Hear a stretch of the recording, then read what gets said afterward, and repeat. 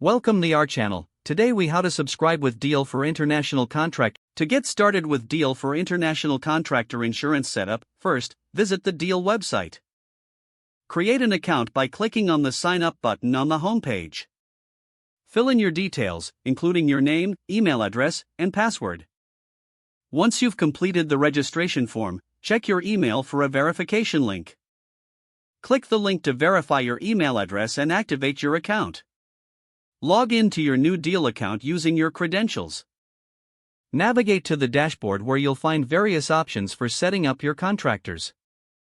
Select insurance from the menu options available on the dashboard.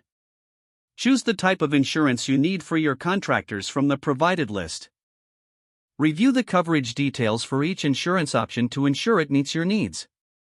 Click on the selected insurance option to proceed with the setup.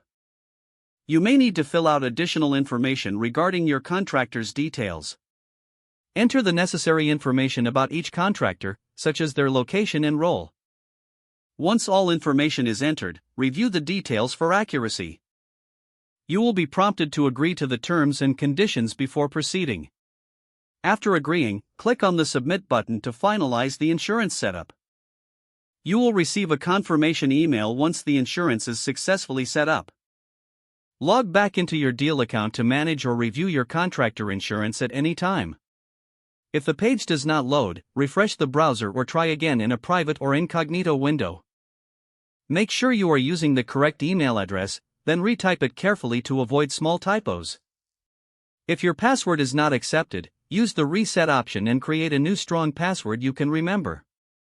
Check your spam folder for verification or security emails, then complete any requested confirmation steps. Enable two-factor authentication if available to improve account security and reduce unauthorized access risk.